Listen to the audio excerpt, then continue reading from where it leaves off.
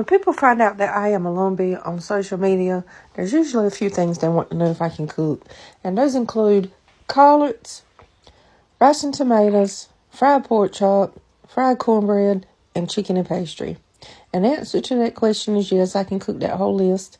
And two of them happen to be my husband's favorite food, fried pork chop and rice and tomatoes.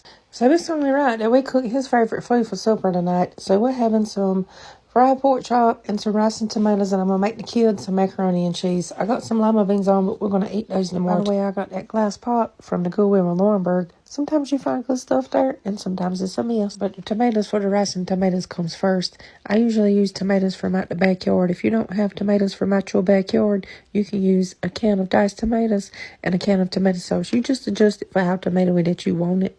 I let the tomatoes cook down until they get mushy. While my tomatoes is cooking down, I start working on my pork chop. My main seasonings for my pork chop are salt and pepper, onion powder, and garlic powder. Tonight I added a Sazon packet and some sage just to give it just a little bit of extra razzle-dazzle.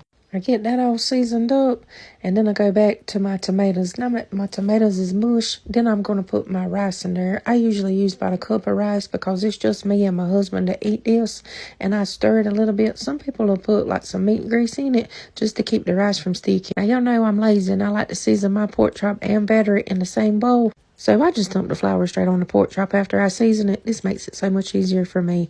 And I let my grease get hot, and then I'm going to put my pork chop in there and let it fry. I always fry my stuff in a cast iron skillet, but I cook that pork chop until it's golden brown on both sides, and then once it gets golden brown on both sides, I take it up. All right, I hope y'all enjoyed that. Y'all have a good evening. I'll see y'all later.